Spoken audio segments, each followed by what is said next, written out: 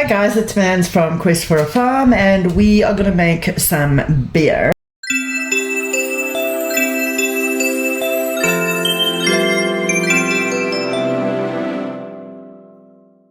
A lot of South Africans did this during lockdown because for some odd reason they took our alcohol away from us. We have no idea. They just closed all the liquor stores. So basically what we're going to need is 4 pineapples, 4 cups of sugar, so it's about a cup of sugar to a pineapple, water, and brewer's yeast. And then I need a big giant bucket to ferment it all in, and some sort of a covering that I can put over the top. Okay, so the cool thing about this is we don't have to worry about peeling the pineapples. So we're literally just going to get in there, and any pineapples that have got slightly dodgy bits in them or are not perfect or maybe a little bit old or something like that will do this perfectly.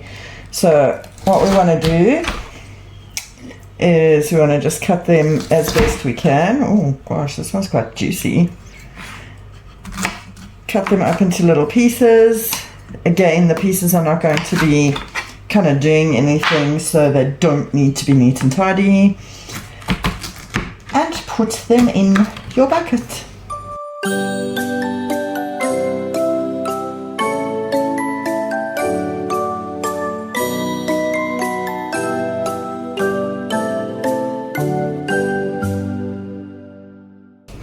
Alright, we've just had a quick clean up. So next is our sugar. Remember, it's 1 cup of sugar per pineapple, and our brewer's yeast. I just got this. So let's get our pineapples here. Let's see if you can see them. Okay. And into the bucket goes our sugar, and next into the bucket we are going to put 4 liters of water. So 1 liter of water per pineapple. So let's go on with that.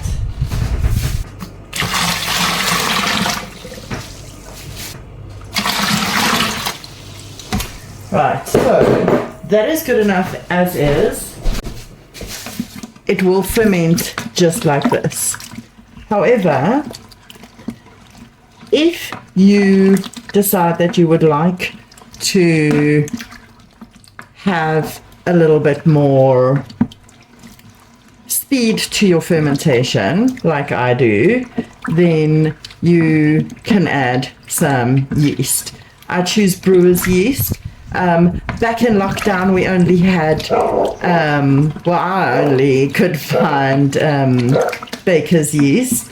It worked, but brewer's yeast is better for me. So to this little lot we are just going to add 2 teaspoons of brewer's yeast. Okay, you can see it's a little bit more sort of granular than the baker's yeast. In she goes.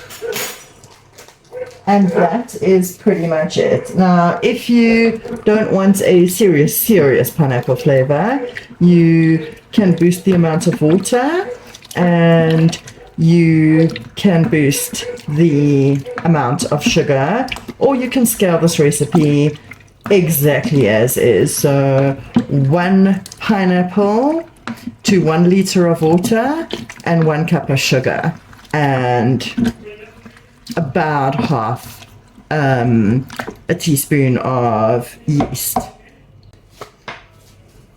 So now we're just going to cover it up so that no bugs or anything should fall into it, and let it ferment. So you can ferment it anywhere between 2 and 10 days.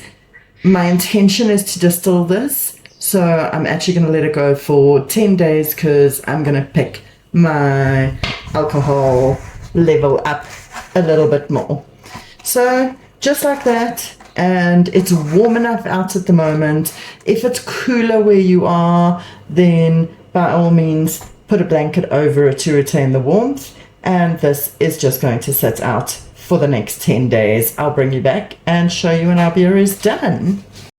Okay, we are probably about 15 hours in on our pineapple mash, and you can see it's frothing and fermenting beautifully. I'm getting a fermentation smell coming off it, so we're going to leave that and let it carry on doing its thing, but I think it's going to get there quite quickly.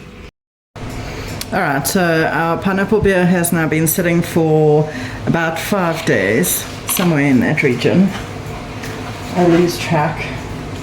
And let's see if we can get right up close in there and shed some light on the matter.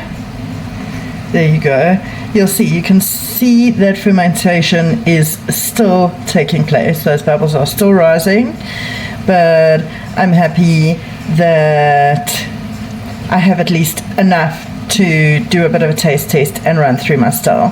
I did add a little bit more sugar this morning. It was tasting a wee tad bitter, so that probably kind of restarted the fermentation. So what I'm going to do, you can see your pineapple is still looking fairly fresh.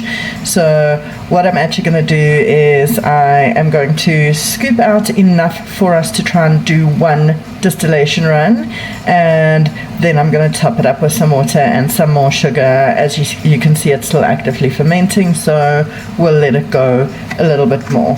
Check it out. Okay, so this is easy peasy. Whoops. And we just ladle it out until I think that I kind of have enough. Ordinarily, you know what, this is not working for me. I'm gonna go get a bigger jug. This ladle's stupid. Okay, so once we have engaged our big brains, the process will go a little faster.